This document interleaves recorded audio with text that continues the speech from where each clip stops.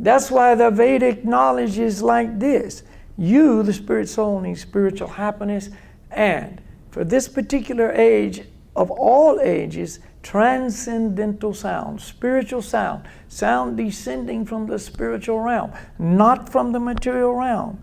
It comes from the Supreme Himself, coming down to us. You see, descending. We come in contact with that sound. It is filled with spiritual potency. Spiritual potency, not material potency. Potency is everywhere. There's all kinds of potencies. But what we need is spiritual potencies.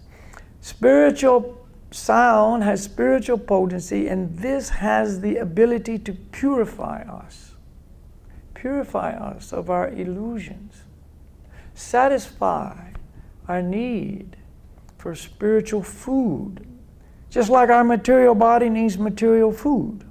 We feed it all the time. See, we understand, if I don't feed my body, then it will no longer cease to house me. I'll have to move out. I'll starve to death.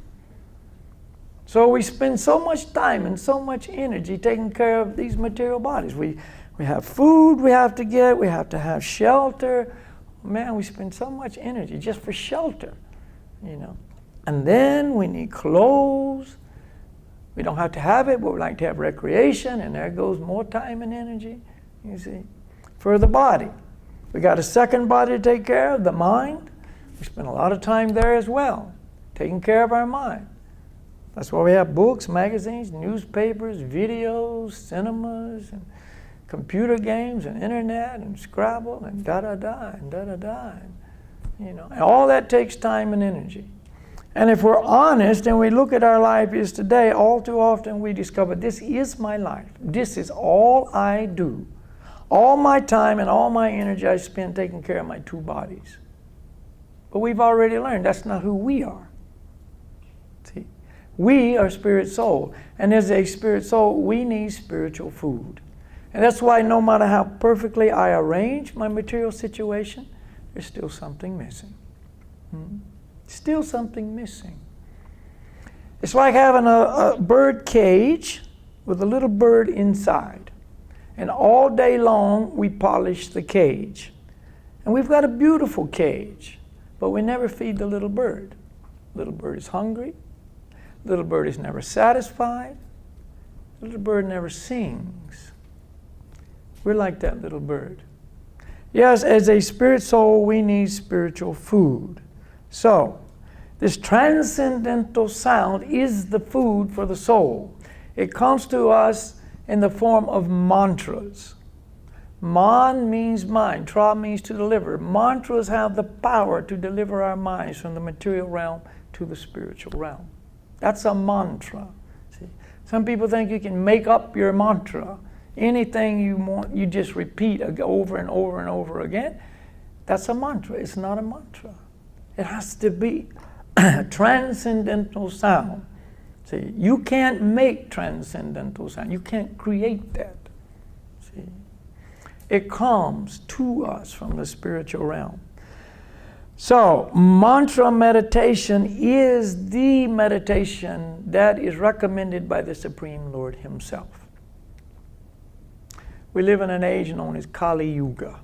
There's different ages. I'm not going to go into that. It's quite, a lot of detail.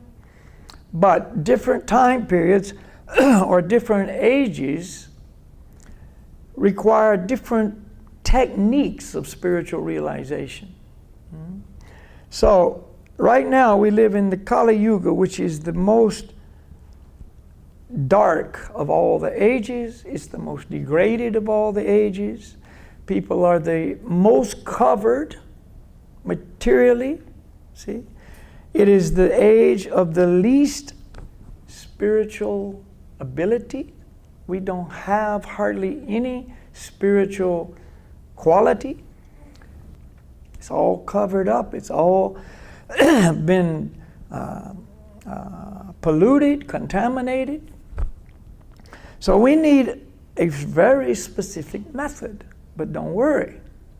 The Supreme Lord designs a perfect method for the perfect time. So for this age of Kali Yuga, we have been given mantra meditation. Mantra meditation. The latest incarnation of the Supreme Lord appeared on this planet 500 years ago, Lord Gauranga. And he himself declared this. He practiced himself. He practiced mantra meditation to set the perfect example. He also taught it to millions of other people. See? Therefore, we, following in this lineage and the footsteps of Lord Gauranga, are also practicing it ourselves and teaching it to other people. Again, not creating, just passing it on. Receiving and passing. This is spiritual practice. You receive, you pass. You receive, you pass. You don't receive and keep. That's material life. You get money, you keep it. Zip your pocket up. See? Now, spiritual life, the opposite of that. In all categories, spiritual life, material life, quite diametrically opposed. So that's what we're going to learn tonight. We're going to learn some mantras, and we're going to learn a couple of different ways to use the mantras. See? When you leave here, you will have you will have received this opportunity for yourself. See, yoga is not a religion, it's a practice, you see. It is something that you receive and you practice.